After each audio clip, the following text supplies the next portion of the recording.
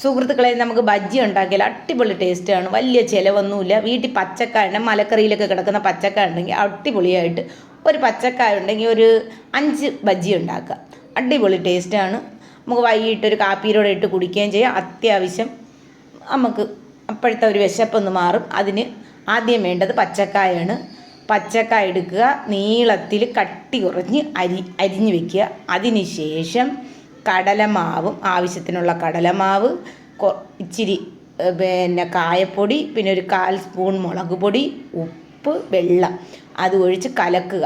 വെള്ളം പോലെ ആവരുത്, ഭയങ്കര കട്ടിയാവാത്ത രീതിയിൽ കലക്കണം. കലക്കിയതിന് ശേഷം നമ്മൾ ചീനിച്ചട്ടി അടുപ്പത്ത് വയ്ക്കുക, എണ്ണ ഒഴിക്കുക. എണ്ണ ചൂടാകുമ്പം ഈ മാവിൽ മുക്കി, പച്ചക്ക മാവിൽ മുക്കി ഇട്ട് കൊടുക്കണം. ഇട്ട് കൊടുത്ത് അത് മൂപ്പിച്ച് എടുത്താൽ അടിപൊളി ബജ്ജിയാണ്. നല്ല ടേസ്റ്റാണ്. എല്ലാവരും ഉണ്ടാക്കി നോക്കണം. വലിയ ചിലവൊന്നുമില്ല. നമുക്ക് പെട്ടെന്ന് ഉണ്ടാക്കാവുന്നേ ഉള്ളൂ. ഇപ്പം കൊച്ചുങ്ങൾക്ക് വൈകിട്ട് നമ്മൾ ചുമ്മാ ഇരിക്കും, നമുക്ക് പെട്ടെന്നൊരു കാപ്പിയിലോടൊന്ന് കുടിക്കണമെന്ന് വെച്ചാൽ പെട്ടെന്നുണ്ടാക്കാം. എല്ലാവർക്കും ഇഷ്ടപ്പെടും. നിങ്ങൾ ഉണ്ടാക്കി നോക്കണം. കൊച്ചുങ്ങൾക്കും വലിയവർക്കും അതിന് തോനെ എരിയൊന്നുമില്ല.